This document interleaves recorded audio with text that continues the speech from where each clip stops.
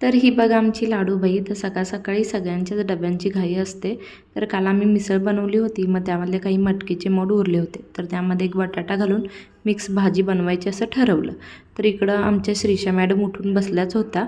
मग ती आणि तिचे बाबा एकमेकांसोबत खेळू लागले. तर इकडे काय झालं की मटकीची भाजी शिजली होती, म्हणून म्हटलं की पटकन डबा भरून घ्यावा. तर एका डब्यामध्ये मटकी आणि एका डब्यामध्ये चपाती घालून घेतली आणि डबा पॅक केला आणि दिला. तर श्रीषा उठली की अगोदर मी तिचंच आवरून घेते, म्हणजे तिच्यासोबत खेळल्यासारखं होतं आणि तिची सर्व कामंही आवरतात. तर श्रीषा 7 महिन्याची असताना आम्ही पुण्यामध्ये आलो होतो. त्यामुळे बाळाच्या बॉडीची मसाज कसा करायचा आणि तेल कसं लावायचं हे सगळं मी शिकून आले होते. त्यामुळे मला काही अवघड गेलं नाही. तर तिला छान अंघोळ घातली. तर हा रुमाल बघाल तर तो तिच्या बंधुबांच्या धोतरांचा आहे. तिच्या आजीने तो शिवून दिला होता. पहिल्यापासून मी तिला तोच वापरते. एकदम मऊ आहे. तर छानपैकी तिचं आवरलं. त्यानंतर आली वेळ तिला खाऊ घालण्याची.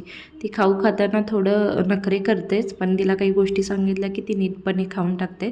तर झोपून उठल्यानंतर तिचा आणि माऊचा काही ना काही कारभार चालूच होता. तर माऊ तिला साडी नेसवायचा प्रयत्न करत होते आणि ती छान नेसून पण घेत होती. तर तिनं मस्तपैकी अशी ओढणीची साडी नेसवली. तर हा लूक बघा. तर त्याच्यावरची हेअरस्टाईल पण किती गोड दिसत होती. तर तुम्हाला ही हेअरस्टाईल कशी वाटली हे कमेंटमध्ये नक्की सांगा आणि आपल्या चॅनलला सबस्क्राईब करायला विसरू नका. थँक्यू.